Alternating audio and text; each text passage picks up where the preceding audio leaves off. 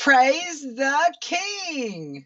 Welcome to Believer Central World Update. I'm Lisa Dennis Sparks, and you're watching Christians United Broadcasting Network, coming to you live from Tulsa, Oklahoma, USA, still and evermore, the land of the free and the home of the brave. Glory to the King. Hi, everybody. Welcome. Hope you had a really good weekend. This is Monday, and our Purim watch has come and gone. But I have an even better possibility now for you that we're going to have to watch, because we can all see that things are brewing out there. We can see World War III is brewing. We can see that we've got 103,000 troops on Israel's northern border. This is not going away, okay? This is not going away. And as I asked God to show me, what have I missed? Because it just looked so perfect. It wasn't. And I know exactly why now. Go to Ezekiel 38 and I'll show you what I missed. Okay? And I can't believe I missed this, but I did. All right? But that means our watch is still in front of us. You got to see this. Okay. Now, let me kind of give you a little bit of background on what I'm thinking here. So I've told you for a long time that the fourth seal starts the tribulation period. The word says in 1 Thessalonians 5:2, "For ye yourselves know perfectly that the day of the Lord cometh as a thief in the night." The thief in the night at Passover starts the day of the Lord, the tribulation period, because God shows up and he takes the firstborns. Now, a couple of things that totally eluded me. Get this. Now, I was thinking this would be the harvest of the tares, right? This war. And these events, I've been telling you for quite a while, these events are so close together, Gog, Magog, and the fourth seal, that it's hard to know which one comes first, right? Well, I had them backwards. Let me show you something. Okay. Now, we all know that I should have known this. Forgive me, please. We all know that the harvest of the tares, when there's a harvest, what does he take first? The first fruits of the tares. That's Passover. That's the first thing that happens. They're going to call it Purim because it's an existential, they're going to call it Haman Gog because it's an existential threat. And because it came so close after Purim, Passover would be the first event. That's where he would show up, not at Purim. Because, let me show you how this works. Now, in the harvest of the tares, I can't believe I was thinking the war can't be the first fruits. Passover is where he takes the firstborns. That's the first fruits. Also, another detail that I didn't grasp before in our watch, or I could have disqualified it had I seen it ahead of time, but I didn't, so I apologize on that. But let's take a look at this. Now, if you go to Ezekiel chapter 38, it's talking about how in verse 18, he says, "And it shall come to pass at the same time when Gog shall come against the land of Israel." at the same time those troops are moving down, that his fury comes up in his face. That means he's already here when they come down against Israel. That's what provokes them to come down, their hatred of the God of Abraham, because he's taken all their firstborns. And Russia being a tear field, godless, very few children of God in that area of the world, their losses are going to be huge. But Israel's are going to be really, really tiny, if any at all. That's going to be the provocation that is necessary for God himself being here at Passover, for God himself to draw them down. And he's here already, because in verse 18 here, it says, "It shall come to pass at the same time when Gog shall come against the land of Israel, saith the Lord God, that my fury shall come up in my face." He's already here.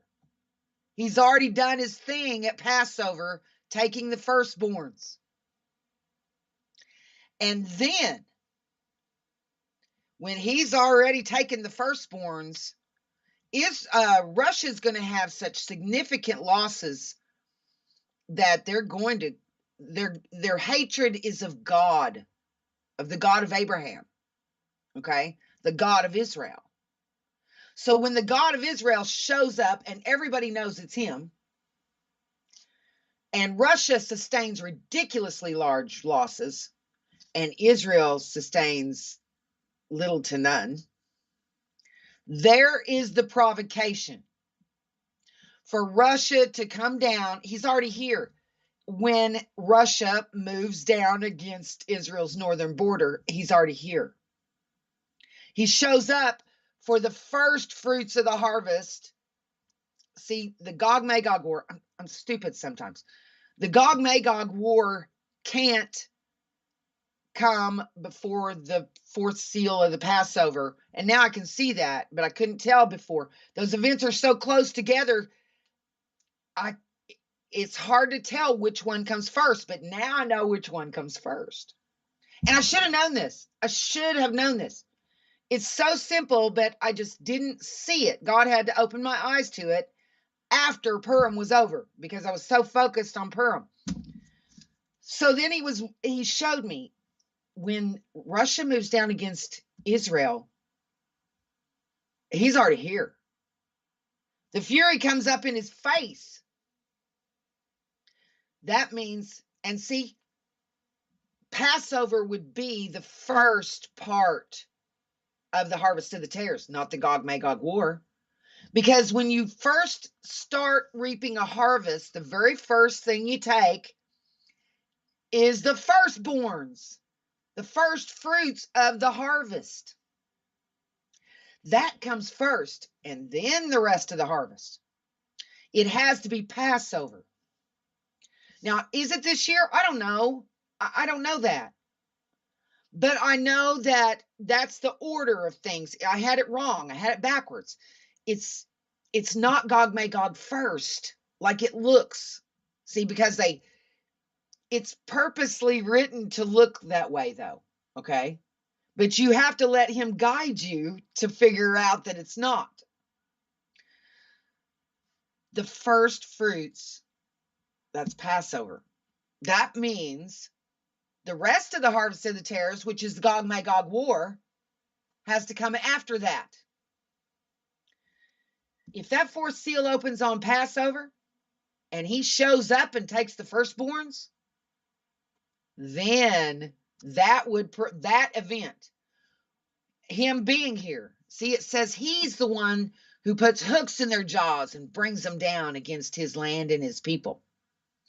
They are going to be so angry at the loss of their firstborns. That's provocation. And God says he's the one that draws them down anyway. They hate him. They hate him. They hate the Jews. And that's why he's doing this way. Hi, everybody.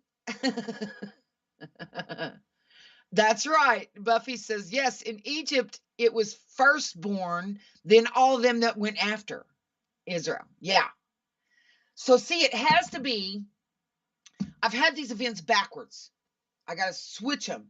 And when I switched them to look at them, and I didn't think to switch them because they burn weapons for 7 years, right? Well, they still going to burn weapons for 7 years if that war is triggered by the fourth seal. Because I've been talking in phases of the harvest of the tares, right? First phase, second phase. The first phase, duh, has got to be where he takes the firstborns. That's the first fruits of the tare harvest. That has to come first. And then but that's the provocation. It's immediate. Putin's response to that event is immediate.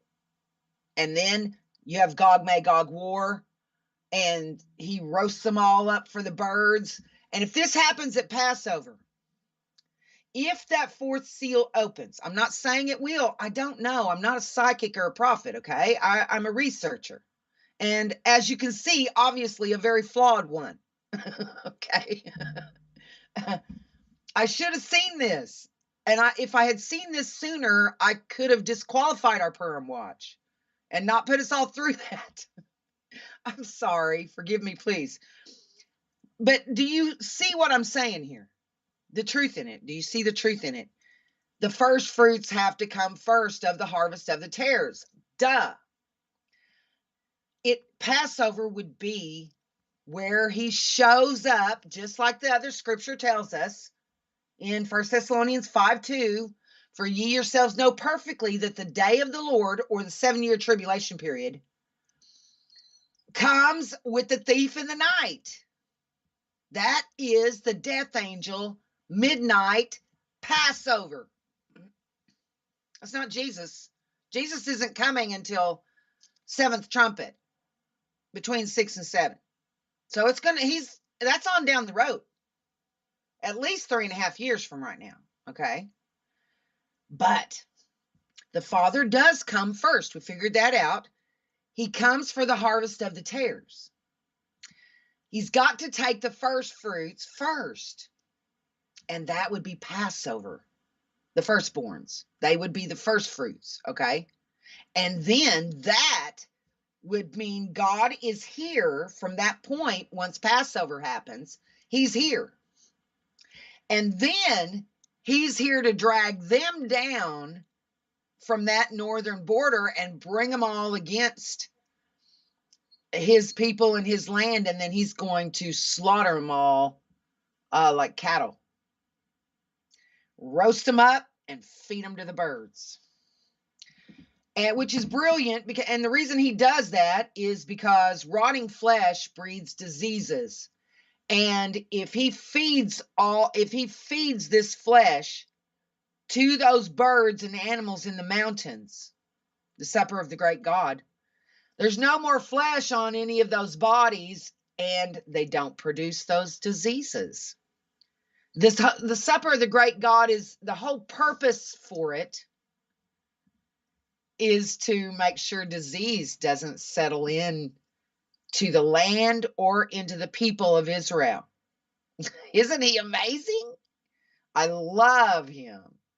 Oh, he's so brilliant. And I'm not. And I got to figure this out. He helps me though, okay? And like a 2-year-old, he's like, here you go. Here's this little bone and here's this little bone. Okay, I want to say hi to everybody. Hi. Everybody doing okay? Hi, Linda. Hi, Buffy. Tina. Hi, Tina. She says, hi, sweet sister, and all my gorgeous brothers and sisters in Jesus. Glory to God. Hi, Carrie. I love you too. Yeah. Hey, Buffy. I'm always so glad to see you, sister. You doing all right? Hi, Laura. Nice to see you. Hi, Jan. Glory to God. Okay. David, you're so funny. He says, cool beans covered in awesome sauce being sprinkled with sparks. He comes up with more ways to, work with my name there. That's a talent, you know it? I do that all the time. I do that too. Okay. I love you, brother. Hi, Jasmine. I'm always so glad to see you, sister. You've been coming all the time here lately. You're wanting to learn, aren't you? I love that. I love to see people come and stay and want to learn. Did you know that you can ask God to give you an insatiable hunger for his word, and he will. Ask him in Jesus' name. He said we can ask anything in his name and he would do it. But he also says we never ask for anything. Ask him to give you an insatiable hunger to learn his word, and you will soak it up like a sponge. You won't be able to get enough of it. It's wonderful. Totally wonderful. And ask him for understanding and wisdom and counsel and might and knowledge. He'll give you all of these wonderful things. Okay. Hi, B. Nice to see you. Laura says, Sister Lisa, it's okay. Yeah, we love the sheep, don't we, sister? We love the sheep. Linda says, it's okay. In hindsight, I'm glad to show up for the drill. Yeah, these are like drills, okay? When we have the watches, we never know if it's the real thing or not until it's over. But it's kind of like a fire drill. We never know. We watch. That's just, it's very much like a fire drill in school. Okay. You go through the motions practicing so you'll be ready when the real thing occurs and you know what to do and you're prepared. Well, when those, sometimes you'll know in school if a fire drill is planned, right? But if those alarms go off and you're not expecting it, you don't know if it's a drill or if it's the real thing. That's why you have to walk through it as though it was the real thing. And then you find out, okay, there's no fire. We can go back to class, or there is a fire and we need to file outside or whatever, Sorry, I'm beating up with sweat here. I'm either freezing to death or burning up.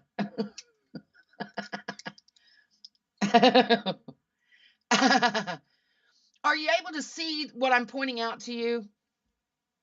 Hi, Sean. I'm glad you're here too, Laura. Bless your heart. Okay. Do you see what I'm saying on this? If I had realized this, I could have disqualified the Purim watch and cut it off before Purim. But I didn't.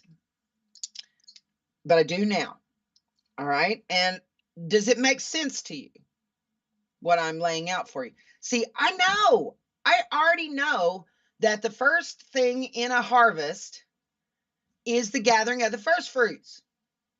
I already know that. But it wasn't computing. So now that I can see that, and I knew it already, but I just hadn't factored it in, which is why it came and went. I don't know if it's this Passover or if it's 3 years down the road, but it could be this one. It could be. Look how weird everything is in the world. Look what they're doing to Putin, how they're cornering him. They've crashed his economy. They've cut him off from being able to communicate to the rest of the world what his intentions are. They have, and they're the ones telling us his intentions. We don't get to hear it for ourselves. And that makes me wonder, what the man has to say. They keep calling him a madman. Well, if that's true, let us hear what he has to say and make that determination on our own if he's a madman. But they don't want to let us do that. They think we're stupid. And so they think it's in our best interest, because we're so dumb, to cut him off from being able to speak to us himself and hear it for ourselves. And we should just believe what they have to say. I'm not good at that. Okay. I'm not good at that at all. Hi, Linda. How you doing, sister? Glad to see you. Now, do you get what I'm saying, though? I've had the Gog Magog war and the fourth seal opening at Passover in the wrong order. They need to the first fruits of the harvest of the tares comes before the rest of the harvest, which would be Gog Magog. And he's here already when Russia moves down against Israel. When does he get here? Passover. For the first fruits. And that will trigger all these other events. I don't know. I have no idea if it'll be this Passover, but it is highly suspect because of the situation we have in the world. We have 103,000 troops, 63,000 plus 40,000 Muslim troops from Germany, Turkey, Iran, Syria, and all their little allied militias, all their little bands, 40,000 of them, that Russia has managed to gather them all together, they say, for their fight in Ukraine. But I don't think that it's for the fight in Ukraine. That, Putin may think so now, and those up there may think so now, but it's going to change, and they're going to come down against Israel. It could be this year on Passover because, it is a possibility. I'm not saying it is a sure thing. I don't do the sure thing. I may get really excited about a possibility, but I don't know. Okay? I'm a researcher. I'm trying to figure it out, but I don't have any mystical information. Okay? So, but I do think, had I realized these two elements prior, I could have disqualified our Purim watch.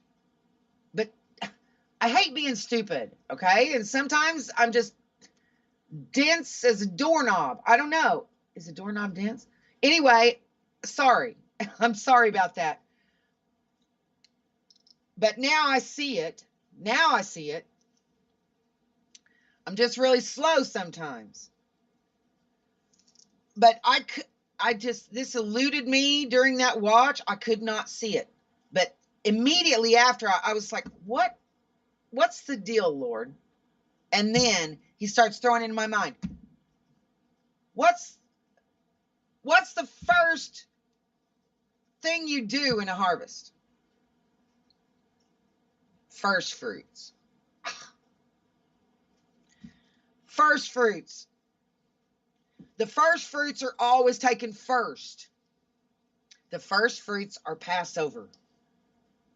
Then you would have Gog Magog immediately after. It's actually Gog Magog is kind of in progress-ish. You know what I mean? It's building, it's in progress, but the huge numbers of deaths of the tares are not going to occur until after those first fruits are gathered at Passover. The first fruits come first. And then he's already here. It says his fury comes up in his face because he's already here when Russia moves down against Israel. It seems really easy from our current perspective, doesn't it? But it totally eluded me. I know these things, but it's just, it's like putting a jigsaw puzzle together when you're looking at an event. And you have all these tiny little details, and you're factoring them all in, and I missed those two. My puzzle was missing two pieces, and I didn't realize it was. So now that Purim has come and gone, I could have disqualified it sooner if I'd have seen this, because I already know these things. I've known them for a long time. I just didn't pull those pieces up, and I have no idea why. Okay. Well,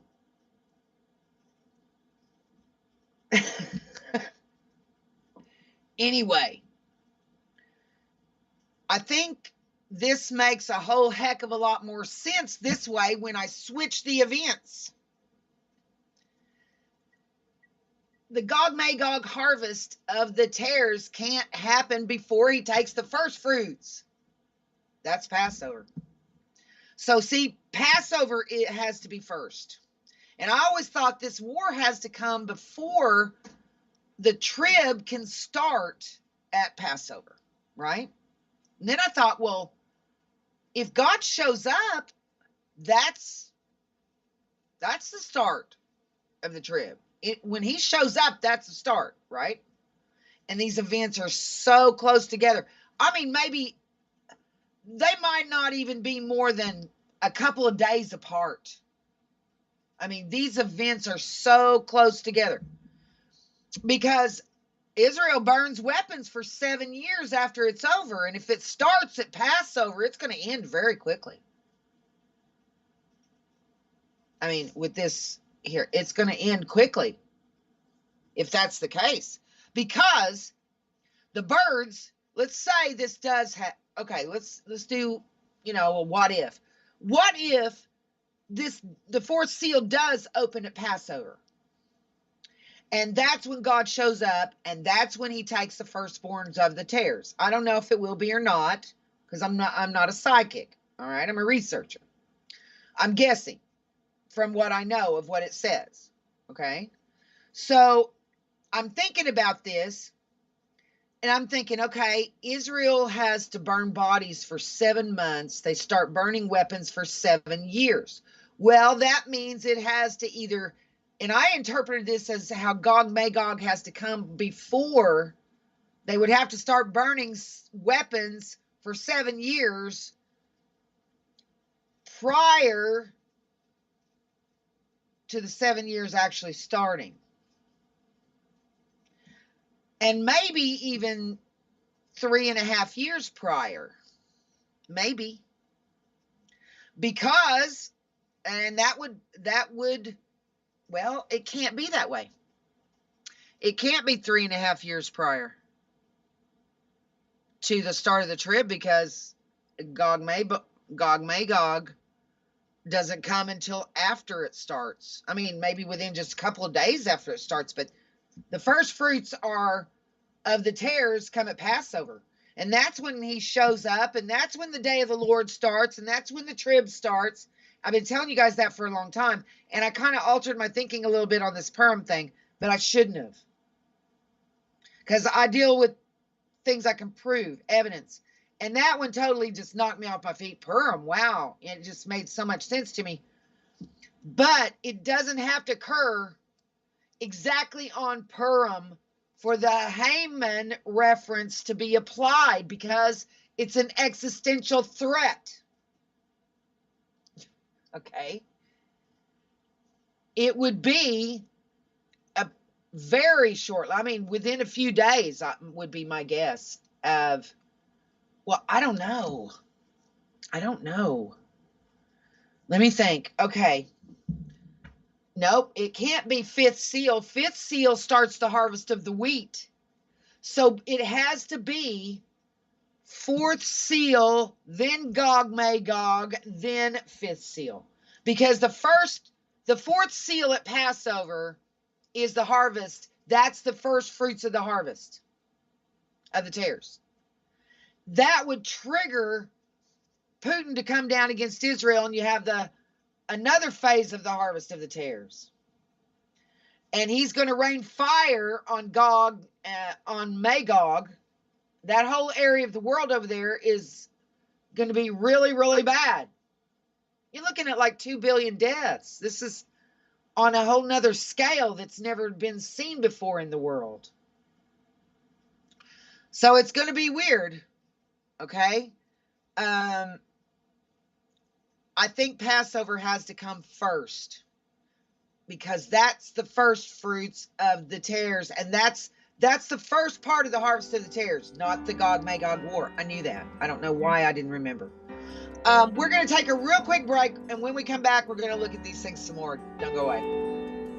The sun comes up, it's a new day dawning.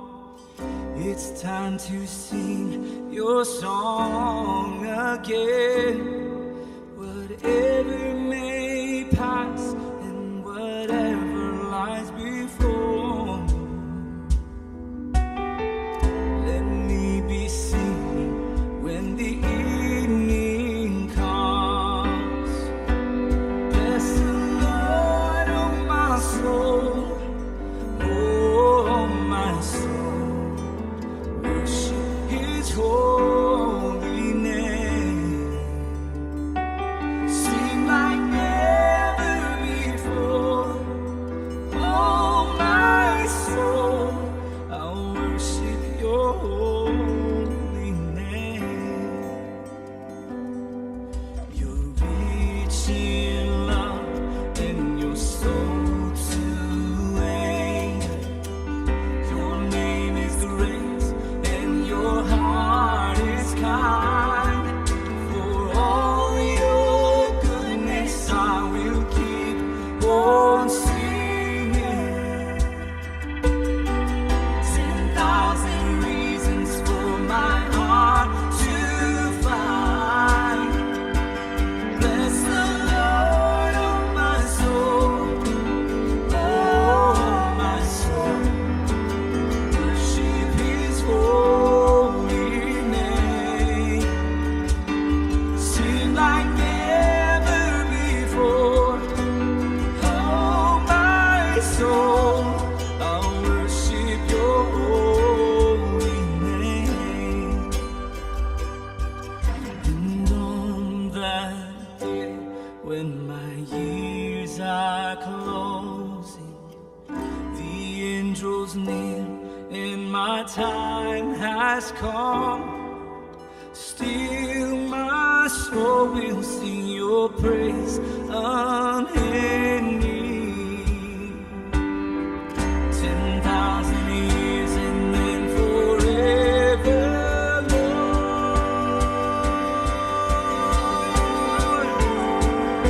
Bless the Lord, oh my soul, oh my soul, worship His holy name.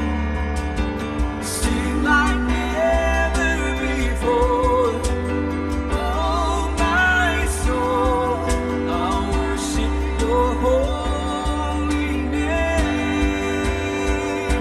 Bless the Lord, oh my soul, oh my soul, I'll worship your holy name. Sing like never before, oh my soul, I'll worship your holy name. Oh, I will worship your holy name. Yes, I will worship your holy name.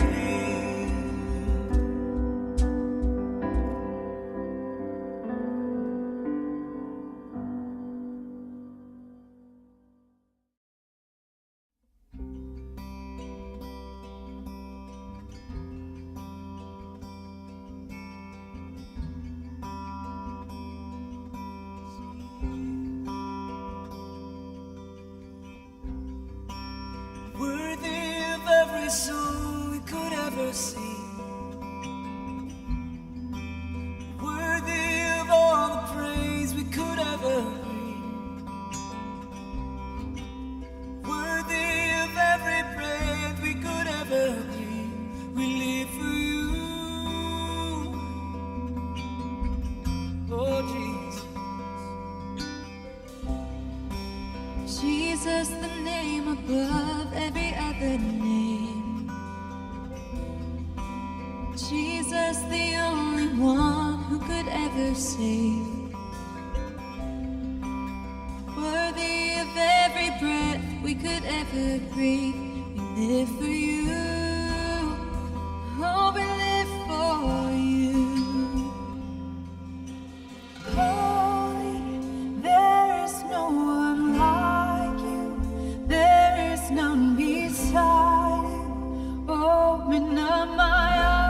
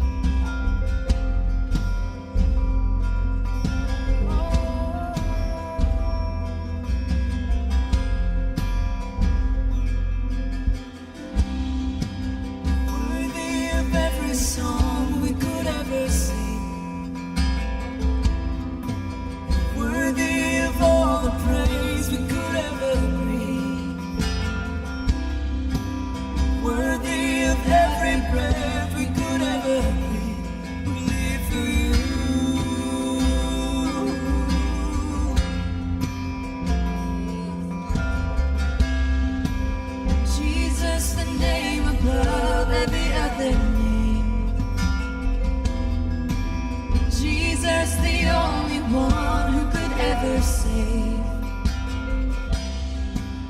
Worthy of every breath we could ever breathe.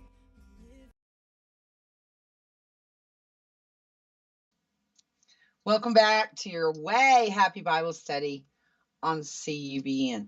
Okay, it's Monday. We haven't been in our John study for a while. Let's see, where do we leave off?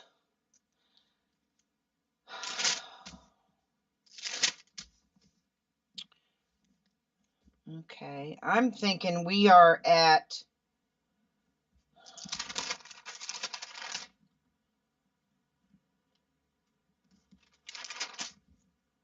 did we finish? I don't think we did. It looks like we are in chapter 19.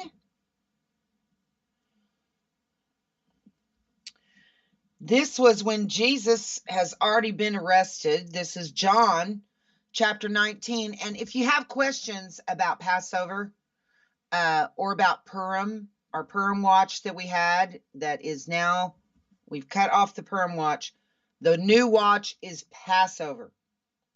Now, I don't know if it will be this coming Passover or if it'll be 3 years down the road. If Passover, let me just explain this real quick before we get into our study. If Passover comes and goes, like Purim just came and went without effect. If Passover does the same thing, if it comes and goes without effect, then we're not aligned again until 2025. See, when the trib actually starts, which would be the fourth seal, the trib would start, okay? It can only happen, that can only occur on one day out of the entire year, and that is Passover. That's when the trib starts. So when it does finally start, it will start on Passover in whatever year it starts. It could be this year. We'll just have to see if Passover comes and goes. But this one is a better possibility than Purim was. And that one kind of had me jumping out of my skin because I learned things from this watch. Every time we've ever done these watches, I learn more and more from them when they come and go. Because if they come and go, that tells me a lot too. And I learned from that. Because like this Purim watch, it came and went, and I really thought, that could be it, okay? But, which is why I issued the alert. But those two little details, those were important. If I had considered those two little details, I could have disqualified the Purim watch.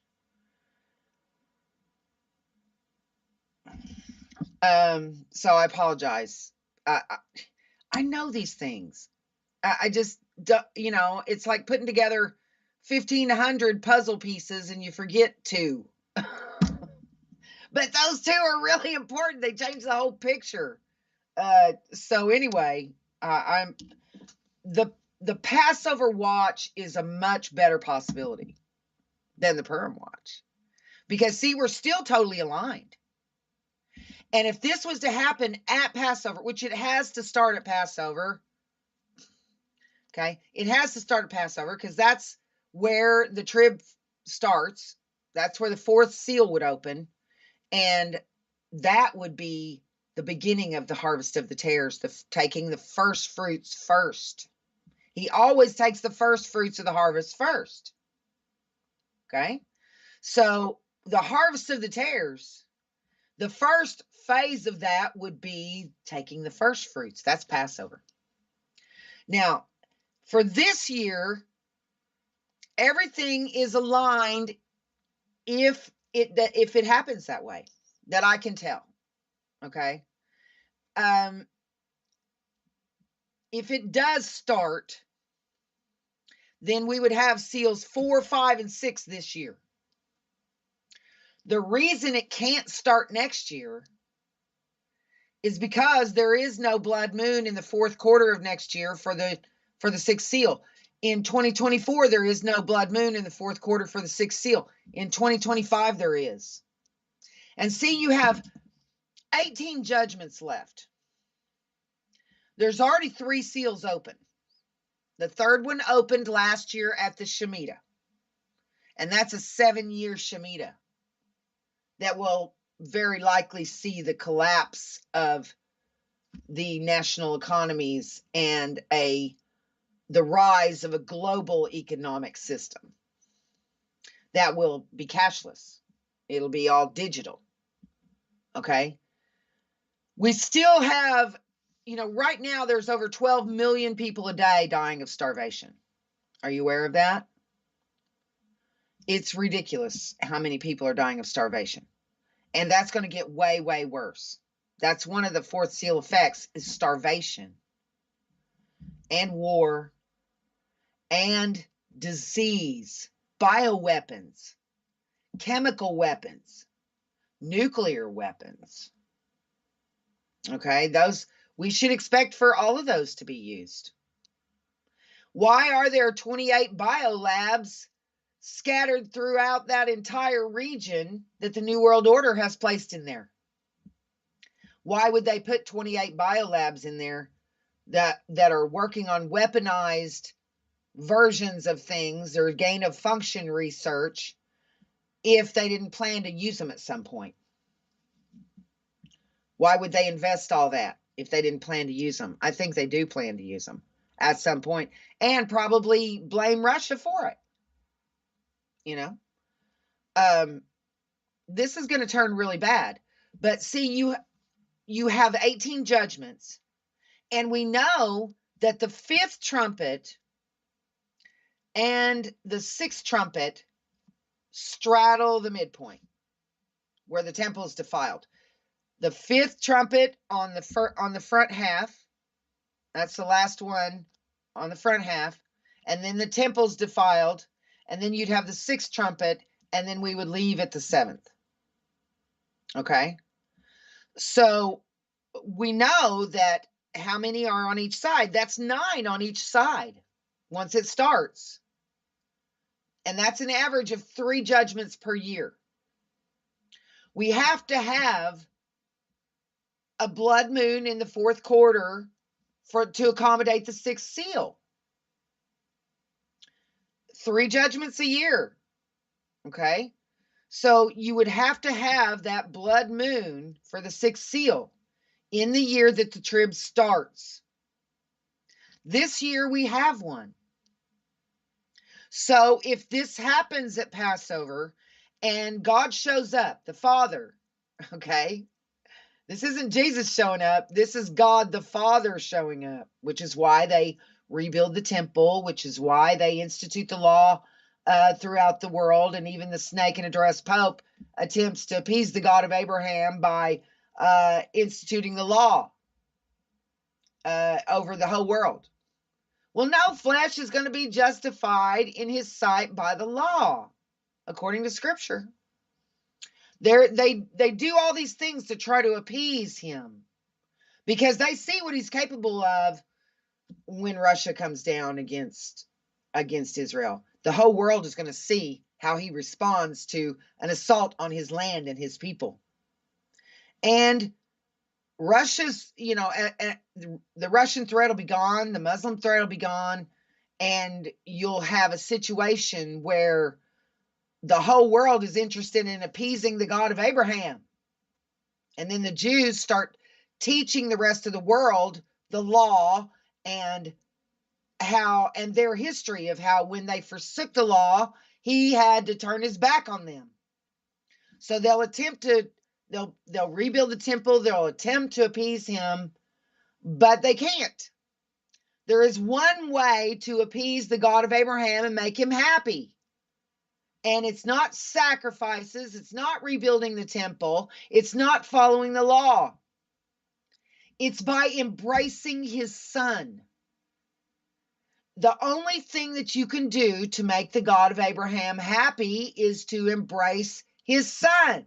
If you embrace his son, Jesus Christ, You got no fears in the world. If you don't, you got everything to be afraid of. Because he's the one who brings wrath with him. And he's pouring out his wrath in the trumpets, right? Well, then Jesus then shows up and the vials start pouring out after he evacuates us. This is going to be really, really interesting. If it starts this year, I don't know if it will or not. Like I say, I don't know anything that you don't know. All I know is what's in here and what, the puzzle pieces I can put together. So, of course, these things are all guesses. They're just scriptural possibilities.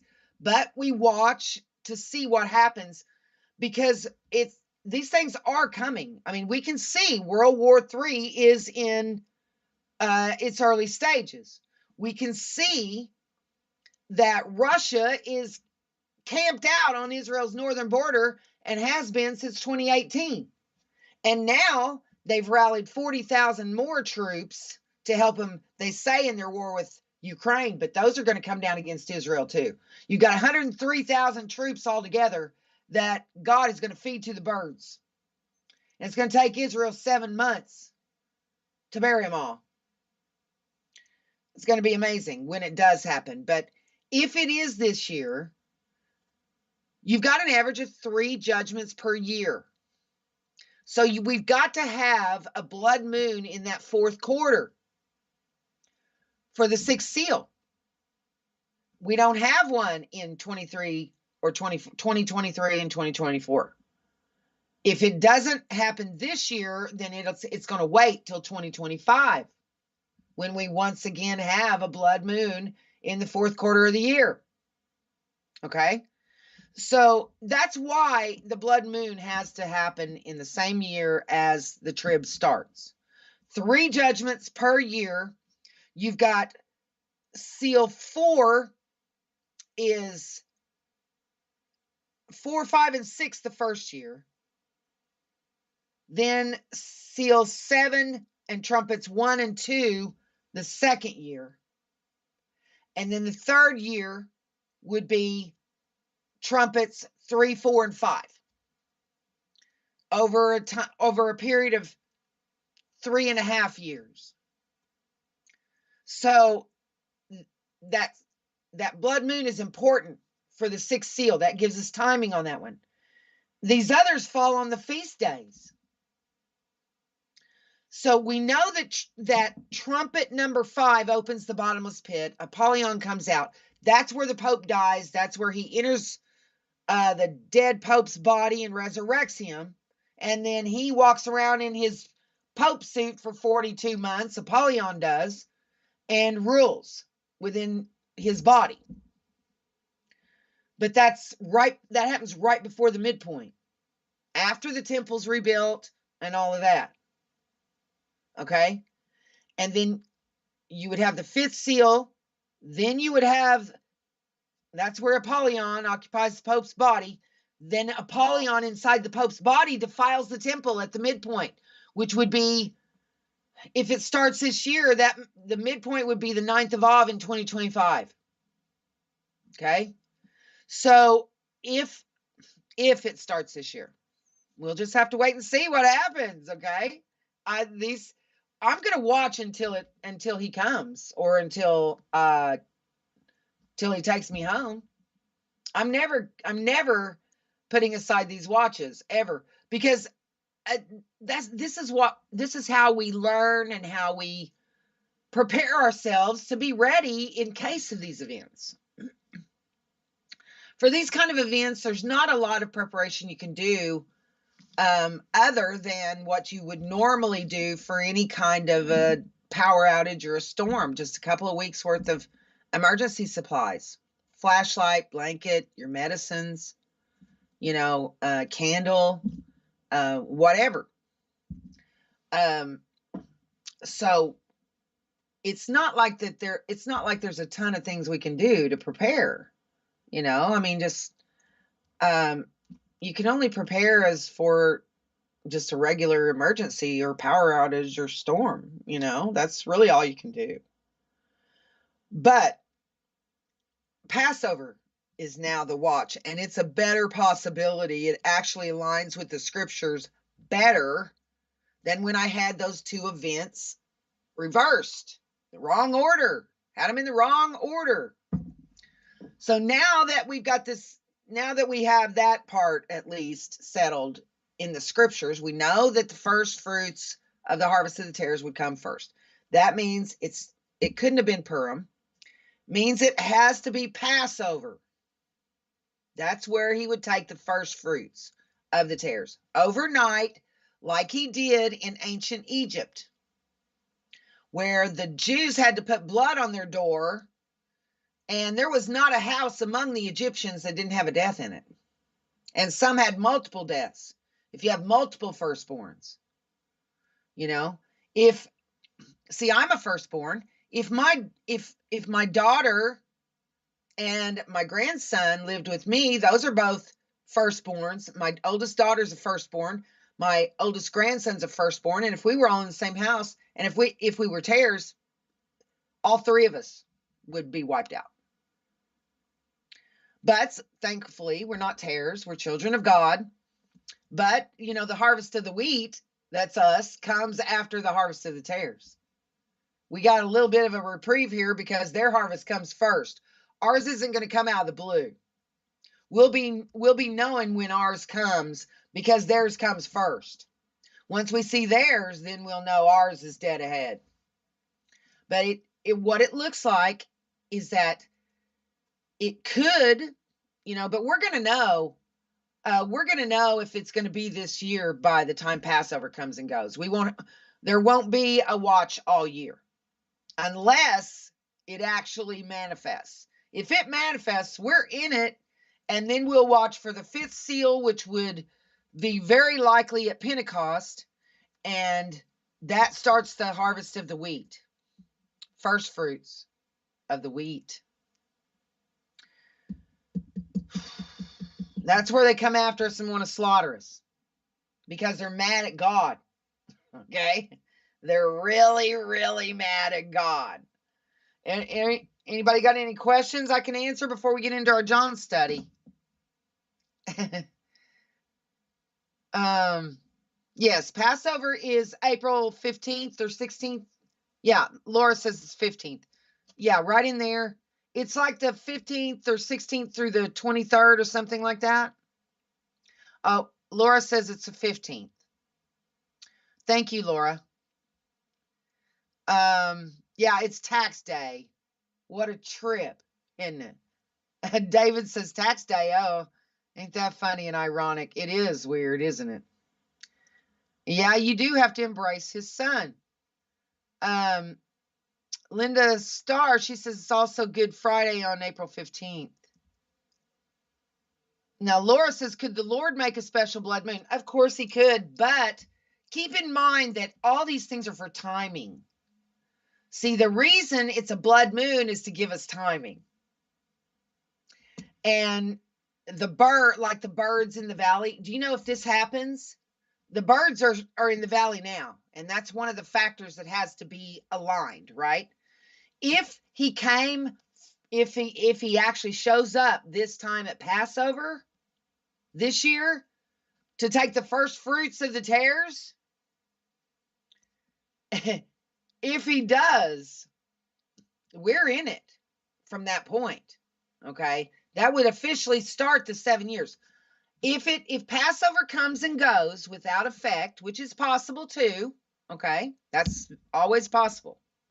If Passover comes and goes without effect, then our watch for the year is over. And this war that we see and all this would drag out another 3 years before the harvest of the tares would take place, that just seems far-fetched to me. Because prophecy doesn't slow down once it's like birth pangs. Once it gets started, it becomes more intense and the events get closer together like birth pangs. More frequent and more intense. Okay? So it doesn't slow down for 3 years and just stop for 3 years. But it could take 3 years for, I don't know. We'll just have to see what happens at Passover. If it doesn't happen at Passover, our watch for the year's concluded, because it can only start on Passover. I guess we could watch Passover next year, but it would, there's no blood moon for the third seal. I mean, for the sixth seal. And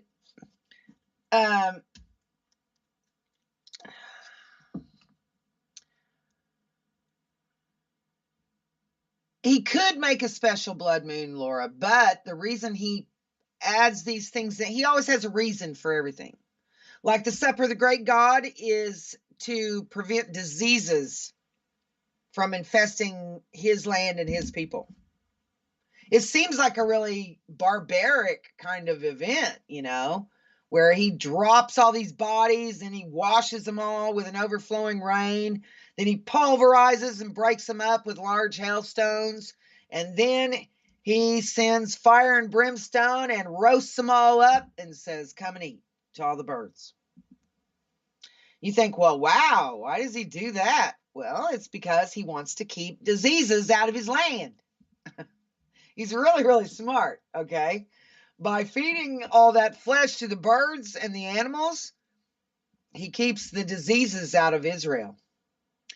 And he even cooks it up for them so they don't even have raw meat diseases or anything. He cooks it all up. It's amazing, isn't it?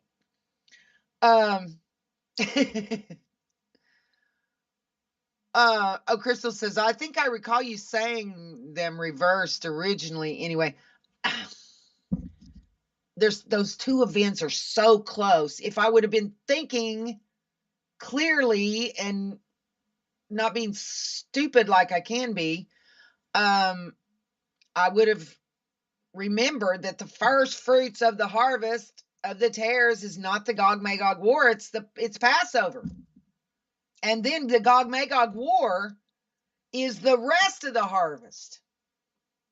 But sometimes I don't put 2 and 2 together and get 4. But he's been gracious to me. So right after our watch was over, I could see it. But I thought, well, dang, if I had seen it a little sooner, I could have disqualified the Purim watch. Hi, Sandra. It's cool to see you, sister. Linda says, will angels gather the tares into bundles? That's what it says. If he's here, now keep in mind, if the God of Abraham shows up on Passover, he is the death angel. Okay, that's him. He said, I will move into the land of Egypt and I will take the firstborns. I mean, he makes it clear in Exodus, in the story of the Passover, that it's him. He's the death angel. Okay. Well, if that happens, then he's here. And everybody knows that he's here. We're going to take a real quick break. We'll be right back after this. Don't go away. How is it, hallelujah, in the presence of my enemy? How is it, hallelujah, louder than the unbelief? How is it, hallelujah, my weapon is a melody.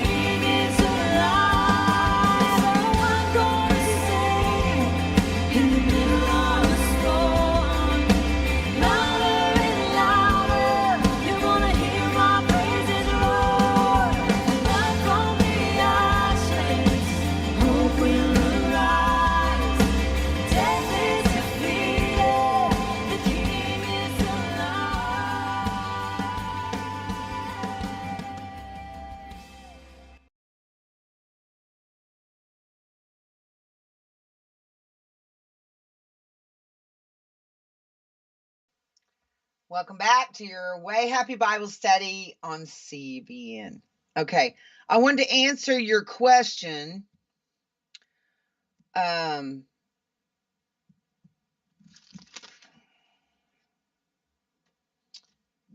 be in Luke 21 instead. I'm looking in Matthew here, but I want to answer your question about the angels tying them in bundles.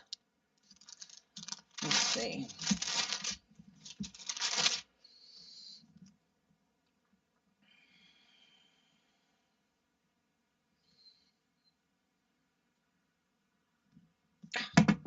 I know where I'm not.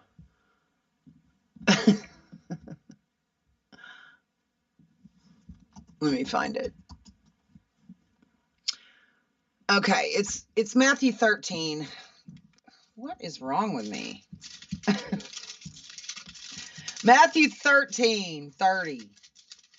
Okay, let's go to Matthew 13. All right. Now, let's look at this harvest, okay? This is the harvest of the tares. Now, let's take a look at this. Matthew 13. Oh, it's weather stuff going on, I guess. We have thunderstorms happening right now. Lightning's been detected. Okay, whatever. I don't care about that. Let's keep going. Go to Matthew 13, and we're going to start at verse 24, and we're going to look at the harvest of the tares and take you through these scriptures here. In Matthew 13, we're going to start at verse 24. Another parable put he forth unto them, saying, The kingdom of heaven is likened unto a man which sowed good seed in his field. Now, the man is God. The field is the world. The seed is the word of God. Okay? But while men slept, his enemy came and sowed tares among the wheat. While men slept, his enemy. God doesn't have an enemy unless he creates one for himself. Right? See, the devil does exactly what he's told. He's a lapdog. Okay? I think he's programming because he's so predictable. All right? But it says, while men slept, his enemy, man's enemy, came and sowed tares among the wheat and went his way. So these were not planted by God. These aren't disobedient children of God. Remember something. An obedient goat is not a sheep, and a disobedient sheep is not a goat. He's dividing species, not behaviors. Okay? Now watch. He says, while men slept, his enemy came and sowed tares among the wheat and went his way. So these aren't disobedient children of God. These are tares. These are created by the enemy and planted by the enemy. Okay? But when the blade was sprung up and brought forth fruit, to where you could tell whether it's wheat or a tare, then appeared the tares also. So see, when you see little children, little babies, you don't know whether they're a wheat or a tare. You have no idea. You can't tell until they get old enough to either be good or evil. You see it forming in them. So the servants in verse 27, so the servants of the householder came, that's the angels, and said unto him, unto God, Sir, didst not thou sow good seed in thy field? He's saying, aren't all of those you planted children of God? From whence then hath it tares? Children of evil. Programming. Okay. He said unto them, An enemy hath done this. The servants said unto him, Wilt thou then that we go and gather them up? Because the angels could have come long ago and pulled all those tares out. Okay. But he said, Nay, lest while you gather up the tares, you root up also the wheat with them. Because as the harvest of the tares happens, some of the wheat is compromised. In verse 30, let both grow together until the harvest. Now, what I'm trying to tell you is The harvest of the tares would start at Passover if this is the timing. And if it's not scheduled, appointed for this year, it would be probably 3 years down the road, 2025. So he says, let both grow together until the harvest. It could start this year. We're just going to have to watch Passover. That Passover is going to tell us everything. And in the time of harvest, I will say to the reapers, that's the angels, gather ye together first the tares. The harvest of the tares comes first. And bind them in bundles to burn them. They don't just disappear. This is not a rapture of the tares. They drop dead where they stand, just like they did in ancient Egypt. And you're going to have bodies. The scripture specifically said that when this came before, that there was not a single house in Egypt that didn't have a death. The only ones that didn't have a death were the Jews. Imagine how Russia is going to respond when they have a ridiculous number of deaths overnight of their firstborns, and Israel doesn't have any. Everybody has them except Israel. Everybody has a death in their house except the children of God. That's going to be a ridiculous number. So bind them in bundles to burn them. They leave their bodies here. They just drop dead and their body stays here. The pale rider, the death angel, fourth seal, when hell follows with him and he just pulls all of those souls out of those bodies and they all get sucked up into hell. All right.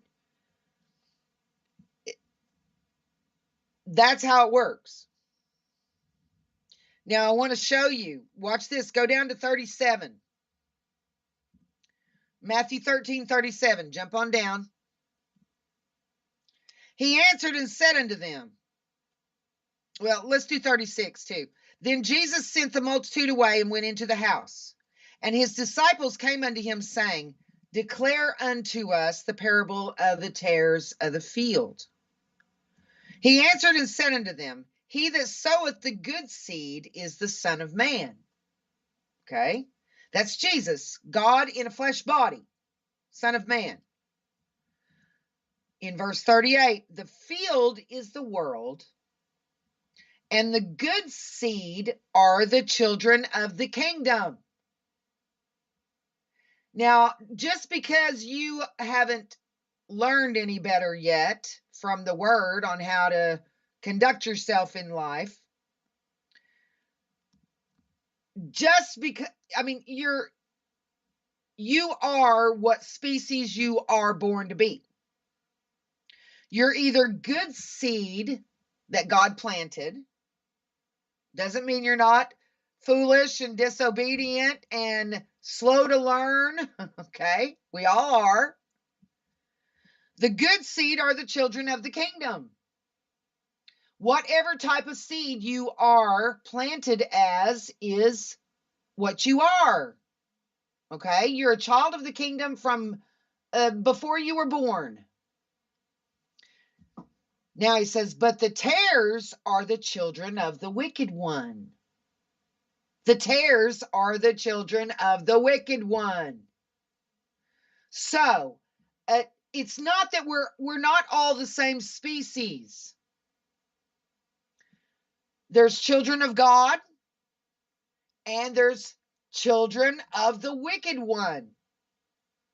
The devil planted the children of the wicked one. God planted the children of God. So you're a child of God, or you wouldn't give a rip about listening to any of this. Okay?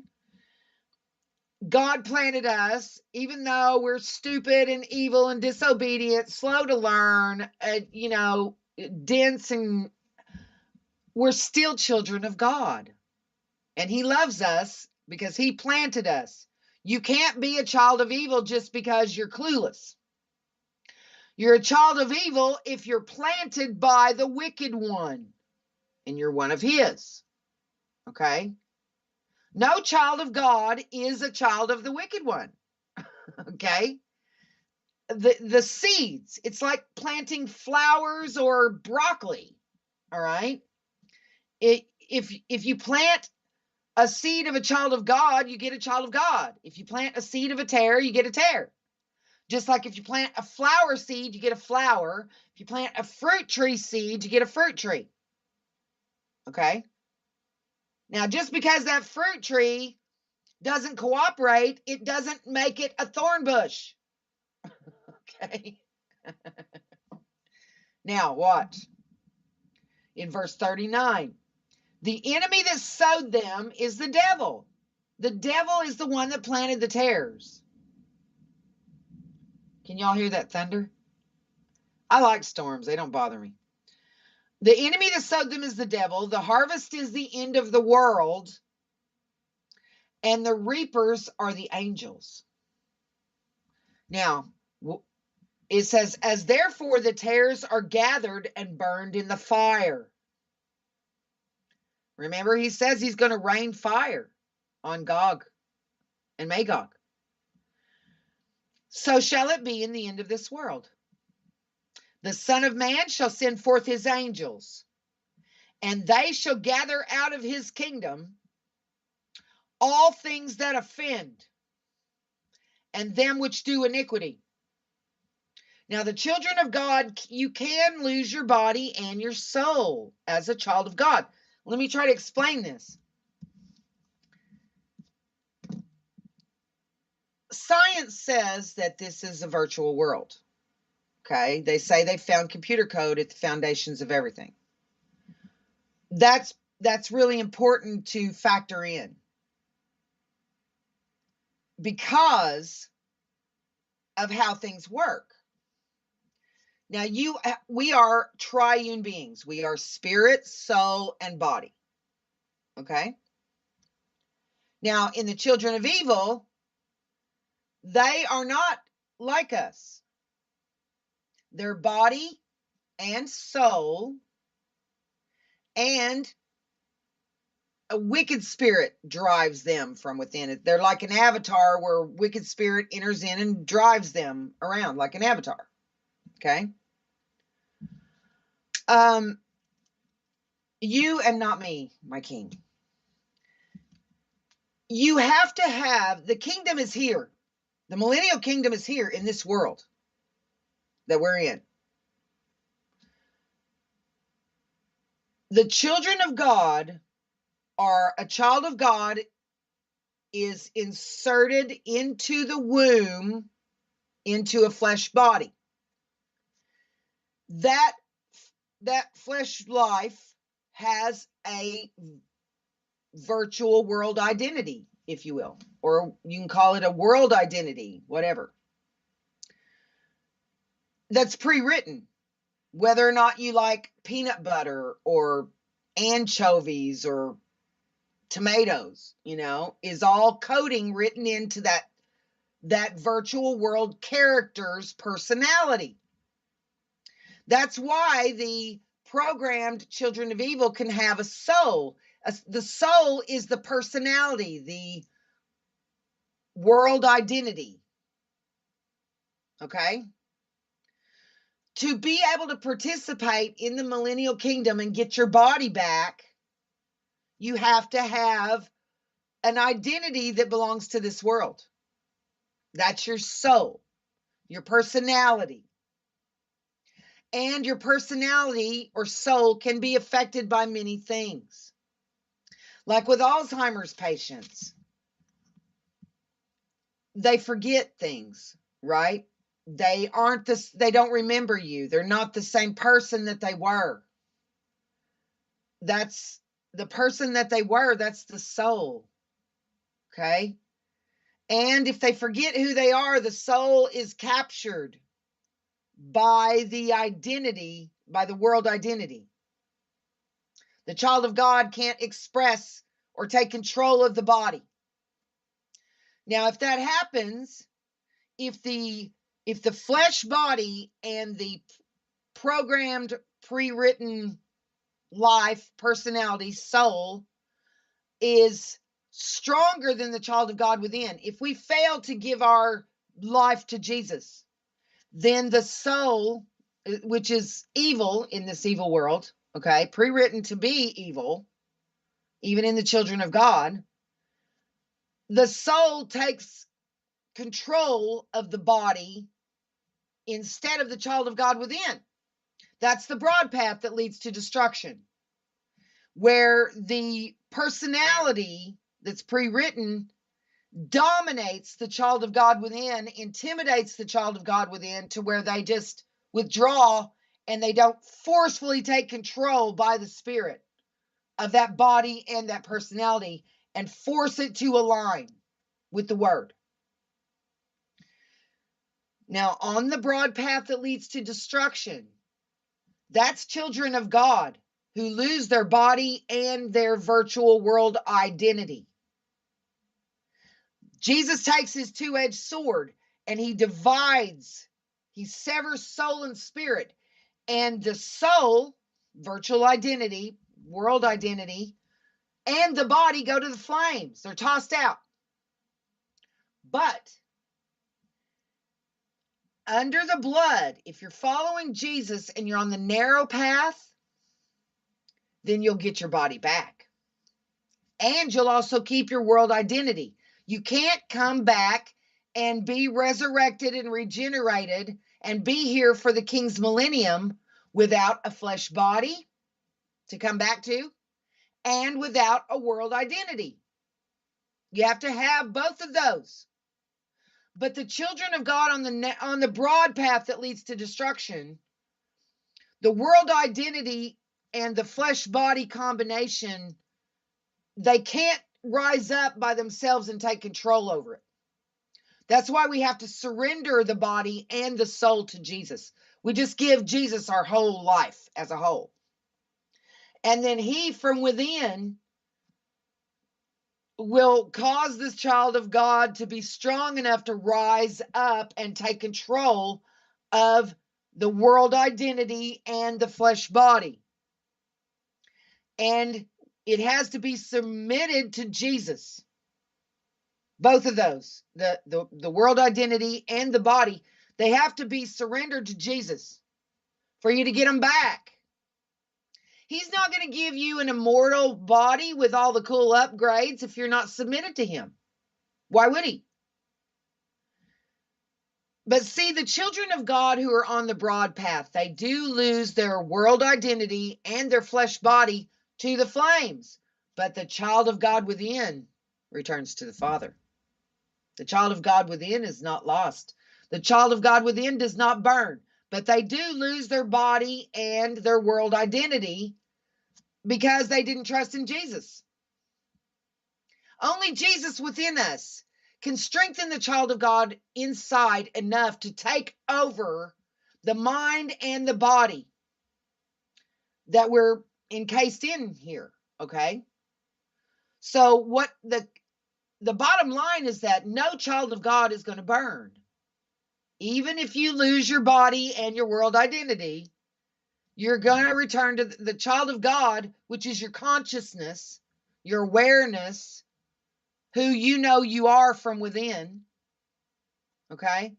The soul or world identity is the person people see you as when they look at you.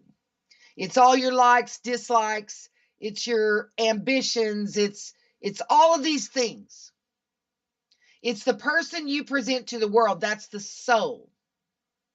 Okay? The world identity. On the narrow path, you'll get your body back with all the cool upgrades, and you get to keep your world identity. That's why at the fifth seal it says there's souls. There are souls under the altar of the martyrs. The martyrs get to keep their soul or world identity. You have to be able to keep your soul, world identity, to come back with Jesus and be reinserted into your body. If you don't have a world identity or a soul, you can't be regenerated. If your soul is lost, you can't come back and be resurrected and regenerated. You're on the sidelines. You're on the bench watching the race from the outside perspective from that point. But no child of God is going to perish. And see, you have to learn what he says and really study and walk with him, and he'll show you these things.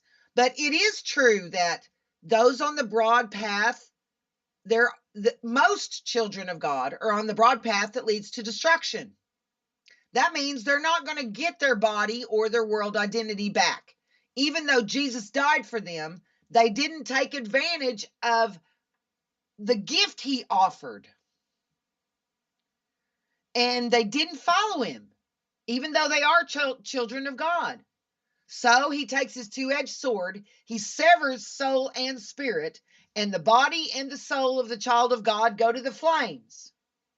But the child of God within, who you are on the inside, your consciousness, returns to the Father. Okay?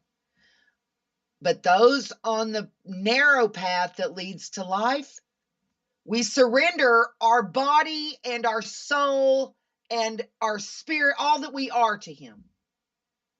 And he uses our life however he chooses for his own purposes.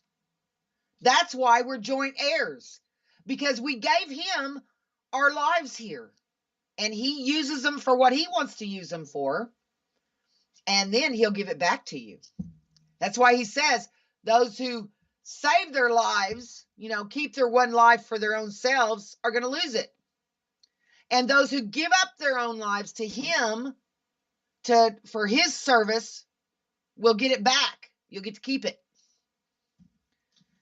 That's why he says that. Okay.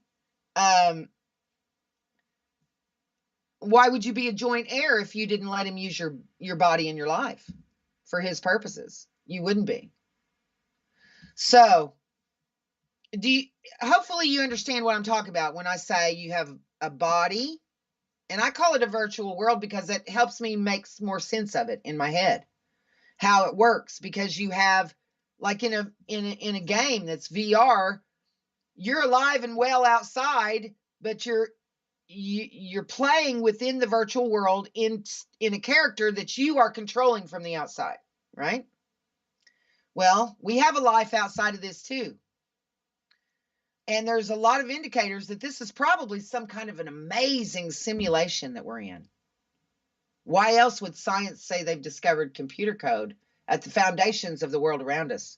And I saw animation that was so amazing. It looked like the world that we see around us. You couldn't tell it was animation. It was so good, such good animation. Well, if man can make animation that is so amazing that it looks like the world around us, then God could too, couldn't he? And that would explain a lot, all right? How Jesus said in John 11, I am the resurrection and the life. He who believeth in me, though he were dead, yet shall he live. And he who believeth in me, and he who liveth and believeth in me, shall never die. Never die. Okay, that means when you leave your body, you don't die. Your consciousness is still intact. You're still awake, aware, and you just travel somewhere else. You leave your body here. Okay, flesh and blood cannot inherit the kingdom. Here we're flesh and blood. We have to be regenerated, okay, and go from mortality, corruptible mortality, to incorruptible immortality. That's how that works. Okay. Does anybody have any questions about that? That's one of the most important things that I've learned that I really want to make sure you understand. As a child of God, You're not determined to be a child of God by your behaviors. You're a child of God by the seed you are. Okay. The children of evil are like programming. And I really think they are programming because there's so much that makes sense if you start considering that. How every single one of the tares hates Jesus. And every single one of the tares hates Jesus for exactly the same reason, which is without a cause, no exceptions, no variances, no anomalies. That's not real life. That's programming. They are programmed. The children of evil cannot believe the truth. He hasn't given them that ability. They can only believe lies because their father is the devil, who's the father of lies. And that means if you tell a tare the truth, he cannot believe you. He's not capable. If you tell a tare a lie, he will believe you. They're designed to believe lies and to reject truth. That's what they do. They're programmed to do that. And every single one of them are programmed to do that. Every single one of them. Well, we're not programming. Our soul kind of is and is controlled by the world around us, which is our world identity, our identity in this world. That's your soul. Your spirit is who you are in here, and which never dies. When you leave your body, you return to the Father. It's like leaving the virtual world. You're still alive on the outside of it, and you come out of it. No matter how you die on the inside of it, you come out of it without a scratch. Like VR. It's a similar kind of concept, which is why I use that since science said that they discovered computer code at the foundations of everything around us, in the dirt, in the vegetation, in the water, in all the elements. They find computer code at the very foundations of everything around us. And I think that's really, really cool, because that means that, like he says, it's a race. Okay. He's our father. Do you think a good father forces his children to run a race for crowns and rewards? We probably volunteered to come in here, or maybe even had to compete for the opportunity to come in here and run this race. This is a race for crowns and rewards, like the Kingdom Olympics. And you either lose. I mean, these two sides, good and evil, what they want, they're gathering souls. Souls is the prize, okay? So if the child of God doesn't get to keep their body and their world identity or soul, they lose them. But if you give your life to Jesus and say, Lord, you take it. I can't be trusted with it. That's what I told him. I said, I can't be trusted to run my own life. You kidding me? I'm just not smart enough. I just, every time I try to run my own life, I mess it all up. So I'm done trying. Okay. I just gave it to him, said, you run it. Okay. Whatever you do with it, I'll praise your name. If you slay me where I stand, I'm still going to praise your name. I don't do a good job of running my life. So I just gave to him to do, and I just try to stay out of his way. I'm such a mess sometimes. Does anybody have any questions about any of this? So as a child of God, you're never going to burn. You're never going to hell. Our Father loves us enough to come and die for us. Even if you lose your race, he's not going to destroy you and burn his own children alive over a race for crowns and rewards. But you don't get to keep your world identity or the body if you don't surrender the life you're in to him. You're not going to get to keep it. And if you don't get to keep it, you can't move forward into the millennial kingdom with a body and a world identity. You have to have both to be able to come back and function within the kingdom. You can't be risen from the dead if you don't have a world identity, your soul. Okay, you have to have the soul. Hopefully you guys understand what I'm saying. What I'm telling you is no child of God's going to perish eternally. Okay, but you will be really, really mad at yourself if you lose your body and your world identity and you don't get them back so you can go to the wedding and go and participate. You have to have a body and a world identity to participate in the millennial kingdom because it's in this world. Does anybody have any questions? But we are not going to burn in hell. Our Father loves us. Jesus died for us to make sure we wouldn't. But that doesn't mean you're going to get to keep your world identity in your body. If you don't surrender your life to him and let him run it, you're not going to get it back. Because our fruits are nothing. Our fruits are terrible. We can never measure up, ever. That's why we need Jesus. That's why we need Jesus. Because we can't measure up. It's impossible. None of us are ever going to measure up, especially me. None of us are going to.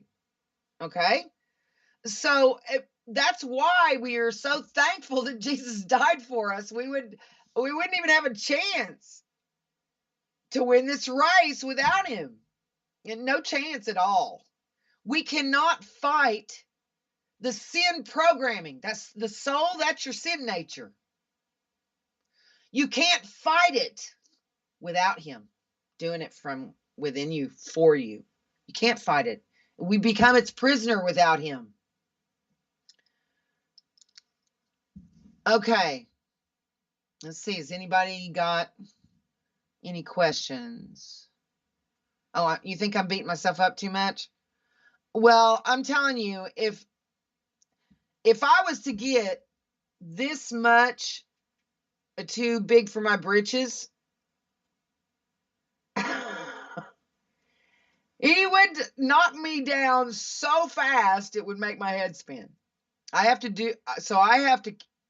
just stay on the bottom of that barrel, okay?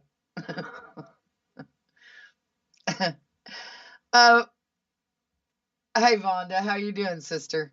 Laura says, is this the 1/4 of the world population? It would be right over there in Eastern Europe, in Russia. That would include the Ukraine and all those little countries around it.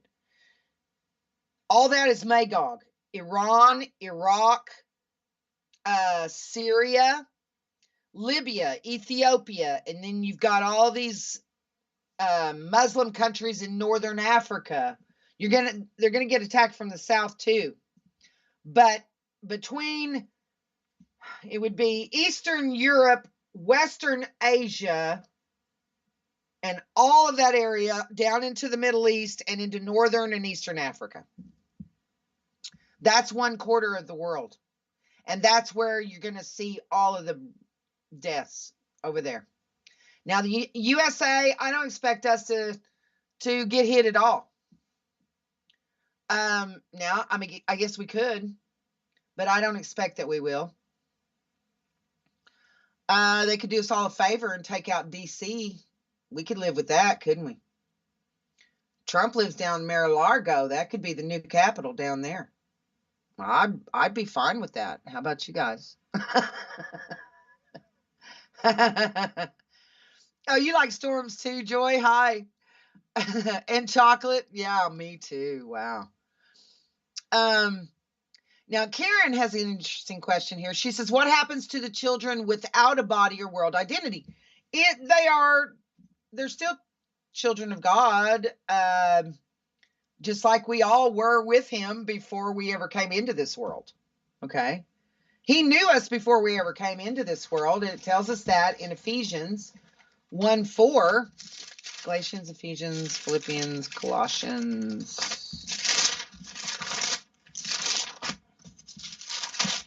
Okay, in Ephesians 1:4, it says, according as he hath chosen us in him before the foundation of the world.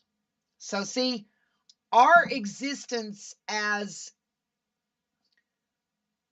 did not start with our birth here.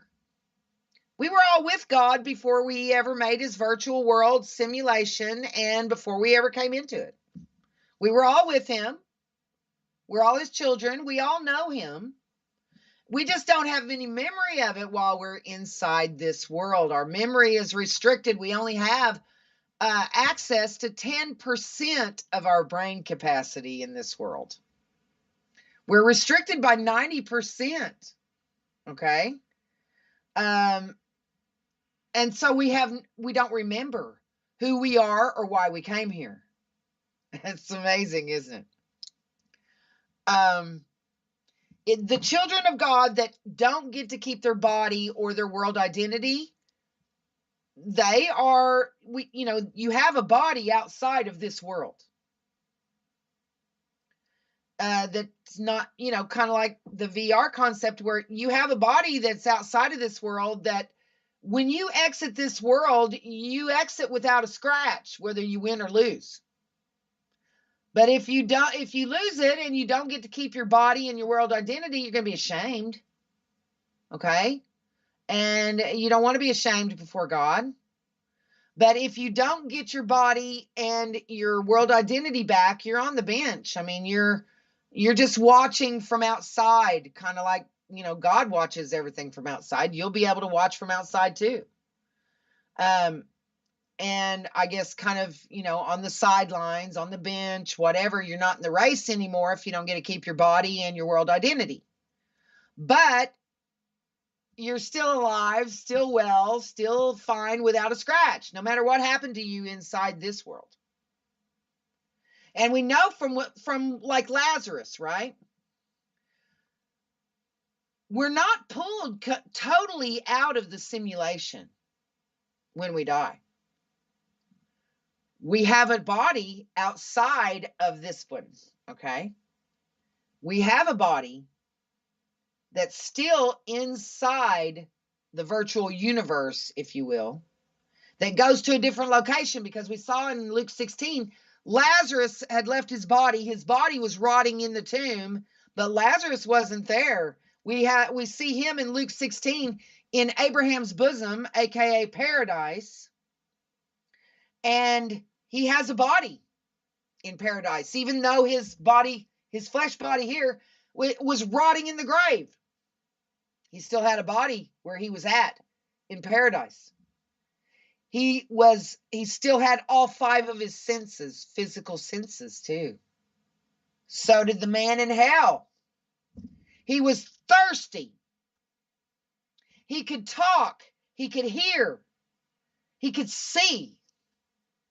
He was tormented in the flame, he said, so he could feel also. And there's all your senses, okay? The man was thirsty, so his sense of taste was intact. You have another body outside of this one, okay? You have a spirit body that can't be seen from in this world, that leaves the body, kind of like when you take your clothes off. My clothes, check them out. They're animated, right? Because I'm in them. But if I step out of this shirt, it's going to fall to the ground. It needs me inside it to animate it, right? The body's the same way. It needs the child of God inside it to animate it, for it to be alive. Well, when Lazarus was outside of his flesh body, he was still alive, conscious, aware, knew exactly who he was, knew who Abraham was, knew who this guy over here in hell was. He was no different in his memory and his senses and he knew everything. He was still awake, aware, alive. He just wasn't on the inside of his digital body, which was rotting in the tomb.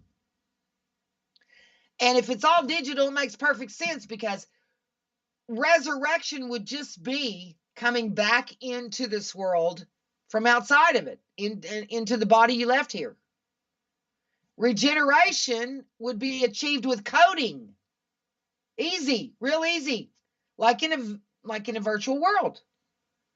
You can get coding is upgrade, how you get upgrades on bodies in a virtual world through extra coding. Okay. A code change can take you from mortal to immortal. That's all it would take is a code change. And God is the one with the codes. Okay. So if you don't get to keep your body, you're gonna be ashamed of your performance in the race, and you're gonna be out of the race, and you're gonna be watching it from outside like God is, okay? And like all these other, I mean, we're being watched by probably trillions of life forms that, and a lot of them are angels, and God is watching too. He's watching.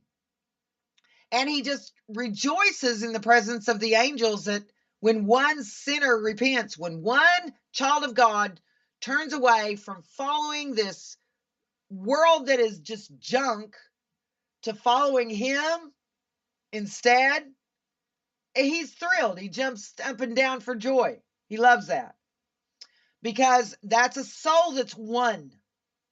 Okay. When you turn to him, your soul is going to be secure. You're going to get to come back and get it back. Your world identity. You'll get your world identity back if you can take control of it. That's why he said if you can't stop your right hand from sinning, cut it off. Because it's better to enter into life maimed than for your whole body to go to hell. So you have to stop your body from sinning. Even if you got to cut your limbs off to do it, you get your body back. Okay? But at least you get your body back. Cutting your hand off, if it stops you from sinning, at least you get your body back, even if you're missing a hand. But if you can't get control of the body, the sin that's controlled by the sin nature, you don't get to keep it. That's how it works. But every single one of us are going to be fine. All of those that we worry, that we love, that religion teaches us that they're burning in hell. No, they're not. No, they're not. No child of God's going to perish because God is not willing that a single one of us perish. He's not willing. He loves us. He tells us there's nothing to fear because it's a simulation of some kind. He's in total control at all times over every tiny little detail. So we have nothing to fear if we trust in him. Okay? Nothing at all to fear. And he explains it, But that's a good question, Karen. What happens to the children without a body or world identity? You're just kind of on the bench, watching from outside. You're not in the race anymore. You're not still in the race. But if you get your body and your world identity back, you're going to move forward to the next level of the race, which is the fun part, to where you can go to the wedding supper, enjoy all the festivities and all that. You have to have a body and a world identity to do those things. Because his oxen and his fatlings are killed. You're talking about actual meat on his table. You have to have a body to eat meat, okay? And you can't go to the banquet unless you have a body that can eat the food that is here. You know what I mean? You have to have a world identity and a flesh body to continue in the race. And that's why those on the broad path that lead to destruction, they're on the bench after this. They're eliminated from the race. They don't get to go to the wedding. They don't get to enjoy all the festivities and all that. See, there's crowns and rewards. You need a flesh body and a world identity to get crowns and rewards.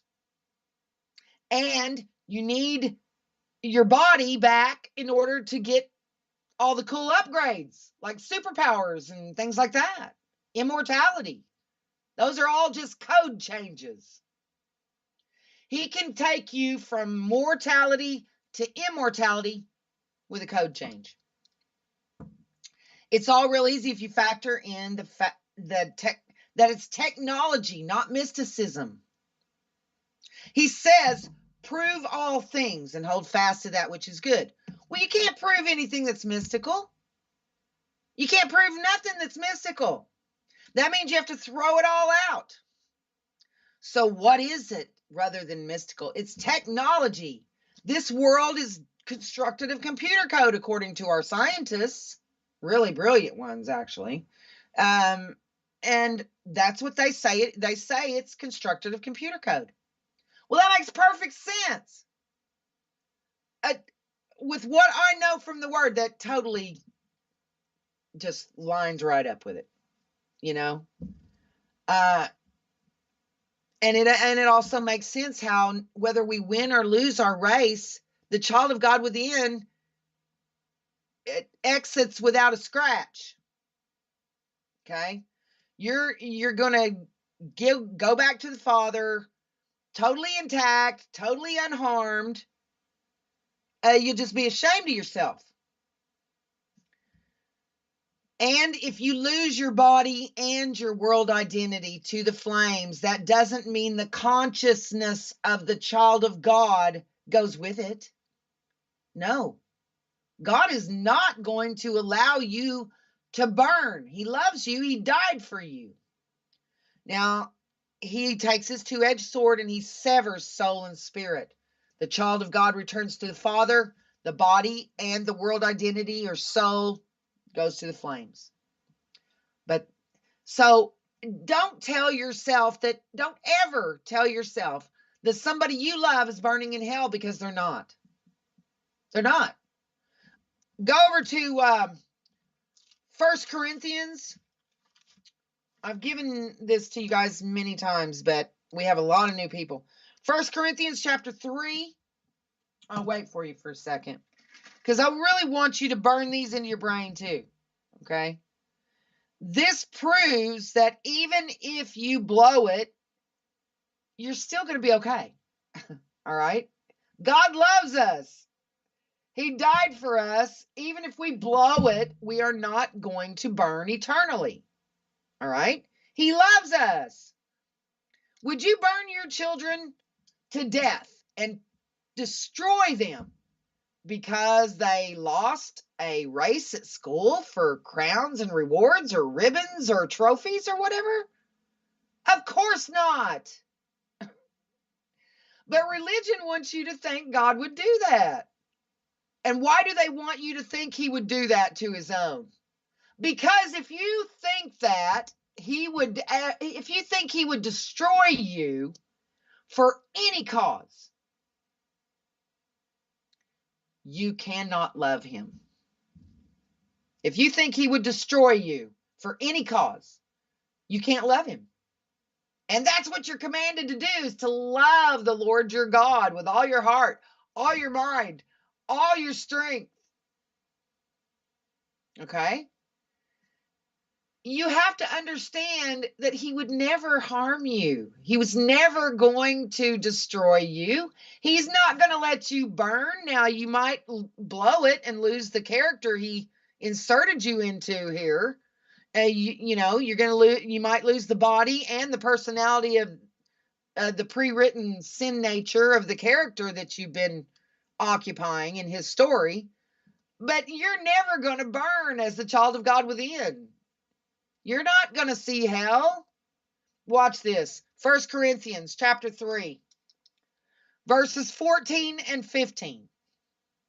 If any man's work abide, which he hath built thereupon, he shall receive a reward. If any man's work shall be burned, he shall suffer loss. But he himself shall be saved, yet so as by fire. Okay? The child of God's still going to be saved, even if the body and the soul are tossed into hell. And that's good news. Okay? That is really, really good news. Now, it means that, if somebody you love just couldn't make it, and they committed suicide, or they died in a terrible way, or they didn't claim faith in Jesus before they died, then yeah, they're not going to get their body back, or the sin nature or soul personality that you knew here. But the child of God inside them is alive and well and with God, even if they lose the body to the flames, even if their personality, and when you have little children, you're seeing the child of God, okay? The soul or sin nature is formed by experiences and time and relationships and things like that, to where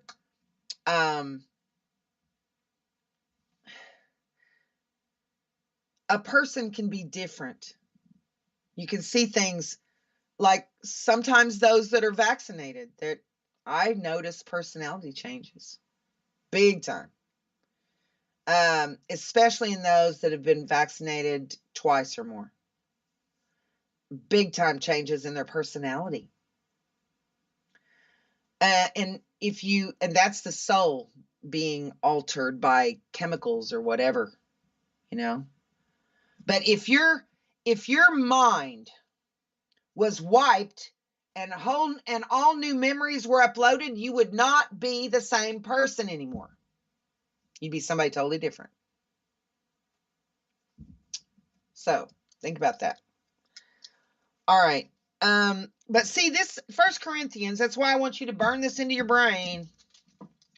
Burn it in your brain. I've got this highlighted in several places, in several of my Bibles, but now it is in this one too. 1 Corinthians 3:14 and 15 shows us that even if you blow it, you're still not going to burn in hell, because our Father loves us. He loves us. The first commandment is to love the Lord your God with all your heart, all your mind, and all your strength. How can you love him? How can you love him with all of your heart and really trust him if you think he would destroy you if you blow it? You can't. That's why false religion wants to prevent you from loving him. And they disparage his character. They teach the people that God would destroy his own children. Well, you can't love him if you think that.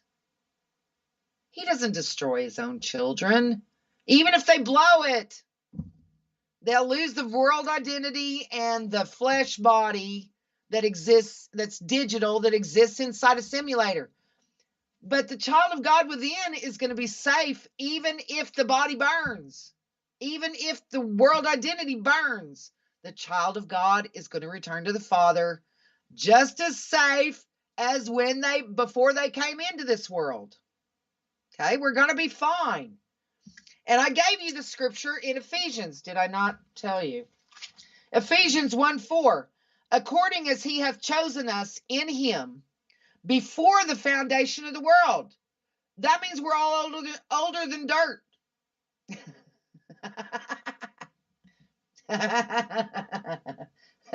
We're all older than dirt. The world we existed before this world we're in existed, is what it says. According as he hath chosen us in him before the foundation of the world. We are older than this world is that we're inside. Okay? That we should be holy and without blame before him in love. That's our status. No matter how messed up we are, our status is that we are holy and without blame before him in love. And oh, what a relief. Yay. What a relief it is to know we can never surprise him, never disappoint him. We can never mess up to where we end up in hell. We can never mess up that bad. Because remember, an obedient goat is not a sheep. And a disobedient sheep is not a goat. And the word says that he has the goats on his left and the sheep on his right. He's not looking at whether or not the goat was obedient or disobedient. It's a goat, so it goes on the left. He's not looking at whether the sheep is obedient or disobedient.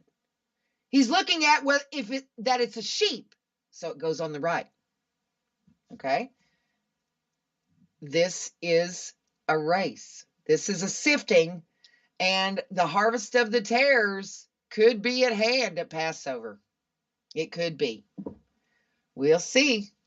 We'll just have to look at these things as they come and trust God to explain them to us.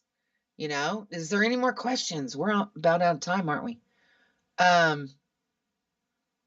That's right.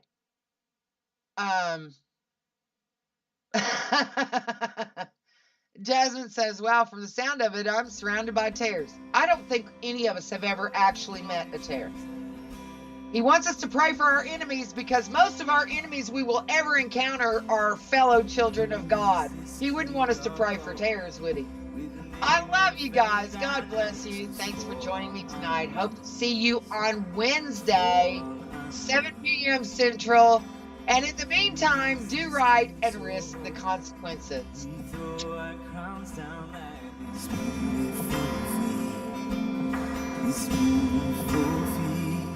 This is Jesus. There is no one more deserving. This is Jesus. He is only ever worthy. Oh, hail our King, above it all. Be lifted up, be lifted up. No other name but yours.